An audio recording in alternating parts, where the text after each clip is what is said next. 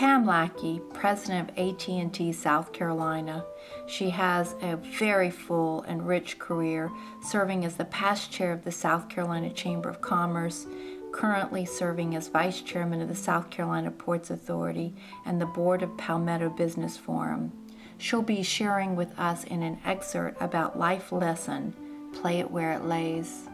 First, it seems that I have always worked. I've never had a summer off that I can remember, even once I was old enough to work in high school. I think my very first job, besides babysitting, was at a local store, kind of like a Ross sort of store. They hired a couple of 16-year-olds to do some demonstrations on some photography sort of things. You know, not being in but demonstrating some photography equipment, I believe is what we were selling. And you were 16. So retail. Retail. Yeah. And then I worked in drugstores after that for my whole high school, college career.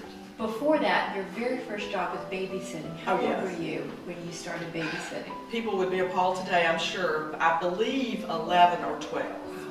Probably 12 but I babysat for some children down the street. Their mother worked, and so I would, get out there and stay with them during the day, and we'd swim and I'd watch soap operas and that kind of stuff, and read books and and all those sort of things as they played. Did when you look back at your childhood and reflect on kind of that period of your life, was there one influencing factor?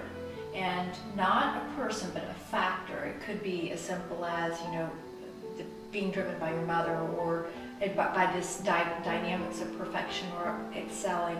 But was there one factor that helped mold you to what and who you are today? I want to say certainly the high expectations were important. And I'm torn between what that might be. I talk a lot about playing golf with my dad growing up. I started playing when I was 11 with him, and he would actually let me go with him and some of his buddies, to play and to be with them.